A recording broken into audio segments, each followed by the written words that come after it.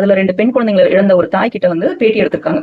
அத வச்சு இந்த ரோஸ் பிரதர்ல அந்த பேர் கூட தெரியல. அவன் பேசுறான் உட்காந்துக்கிட்டு. இந்த அம்மா வந்து குழந்தைய பெத்தது எதுக்கு பெத்ததுன்னு தெரியல. குழந்தைங்க இல்லாதவங்களுக்கு தான் இந்த அருமை தெரியும்.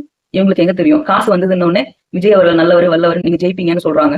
இதெல்லாம் ஒரு தாயா? அத்த வரைக்கும் அவங்க சாதாரணமா தான் பேசுறாங்க. ஏதோ ஒரு இடத்துல லைட்டா ஒரு சீக் அப்படி போயிட்டு வர்றத பிக் பண்ணி அதை போட்டு அவங்க சிரிச்சுட்டு பேசுறாங்க அப்படின்னு. ஏண்டா நாளும் உங்க வீட்டுல இழவு விழுந்தாலும் 16 நாள் நீங்க அழுதுருப்பீங்களா? 1 மாசமா அழுதுட்டு இருப்பாங்களா? அதை கடந்து வந்துதான் ஆகணும்.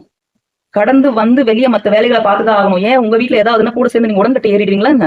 அந்த குழந்தைங்களை தாண்டி நாளைக்கு அந்த பெண் அவங்க கணவருக்காகவோ அவங்க சுத்தி இருக்கிற ஜீவன்களுக்காகவோ இல்ல வேற பிள்ளைகள் இருக்கு அந்த பிள்ளைகளுக்காகவோ சரி வேற ஏதாவது முயற்சி எடுத்து இல்ல தத்து கூட எடுத்துக்குவாங்க. குழந்தைங்களை இழந்த உயிர் போனதுதான். அது அந்த துக்கத்தை வந்து நம்ம ஈடுகட்ட முடியாதுதான். ஆனா அதை தாண்டி அவங்க வெளியே வராங்க அப்படின்னும் போது அதை வர விடாம நீங்க அடிக்கிறீங்க பாத்தீங்களா? நீங்க ஏன் வெளியே வரீங்க இந்த துக்கத்தை விட்டு? விஜய் அவர்கள் மேல நீங்க குற்றம் சொல்ல வேணாமா? இதுதான் உங்களுடைய மெயின் இதுவா இருக்கு. சத்தியமா இதை வச்சு இவன் ஒரு அரசியல் பண்ணணும்னு பாக்குறான் பாத்தீங்களா? இவன் சொல்ற டைலாக் தான் நான் சொல்லணும். பூமி எதுக்கு இந்த மாதிரி ஆளுகள் எல்லாம் இன்னும் வச்சிட்டு இருக்குன்னு தெரியல. அத்தனை பேரோட சாபத்தை வாங்கிக்கிறது இவன் தான். அந்த அம்மா தானா அதுல இருந்து வெளியே வந்தா கூட வரக்கூடாது. நீ வந்து அழுதுட்டே வீட்டுல கடை, நீ வெளியே வரக்கூடாது. 2 குழந்தைங்க இறந்துச்சு, நீ எப்படி சிரிப்ப, நீ எப்படி சாப்பிடுவ, உனக்கு எப்படி சோறு இருக்கும்? கடைசியில அந்த அம்மாவையும் ஏதோ பண்ண வச்சிருவாங்க போல இருக்கு. பேசி பேசியே ஏன் அவங்க பேசக்கூடாதா? லைட்டா சிரிக்க கூடாதா? அவங்க பேசுனதுல எதேச்சியா ஏதோ வெள்ளந்தியா சொல்லிட்டாங்க ஒரு வார்த்தை. அதாவது அது வந்து கிளிப்பா தான் போடுறான். மொத்த வீடியோ போட்டிருந்தா அது என்ன விஷயம்னா தெரிஞ்சிருக்கும். இவன் பாதியா போட்டு அதை வந்து கனெக்ட் பண்ணி ஒரு ஸ்டோரி சொல்றான் பாத்தீங்களா? அந்த வீடியோ பார்த்தா அந்த அம்மாக்கு எவ்வளவு வலிக்கும். கொஞ்சமாவது மனசாட்சி இருக்கா இவனுக்கு? அடுத்து இன்னொரு பாட்டிமா பேசுறாங்க. அந்த பாட்டிமாக்கு சொல்றான் புள்ள போனா போகுது, அதாவது விஜய் புள்ள இருக்கால அப்படின்ட்டாங்களாமா. அந்த வயசான அம்மா என்ன சொல்றாங்க, புள்ள போய் பூத்துல உட்காந்துருவான் அப்பப்போ அப்படின்னு.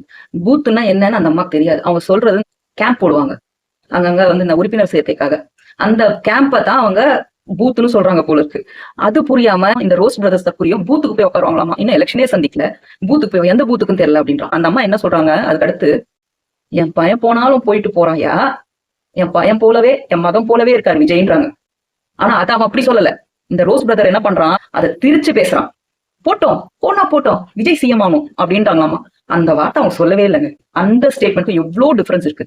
மக்களை ஏமாத்துறதுன்னா இப்படித்தான் ஏமாத்துவாங்க. அவங்களுக்கு அவங்க புள்ள ஜாடையில விஜய் இருந்திருக்கலாம், அதனால இப்ப அப்படி பார்த்து தேத்திக்கிறாங்களோ என்னமோ அது தெரியல. நம்ம எந்த அசம்ஷனுக்கும் வந்துடக்கூடாது சட்டுன்னு. இவங்கெல்லாம் மனுஷங்களாப்பா.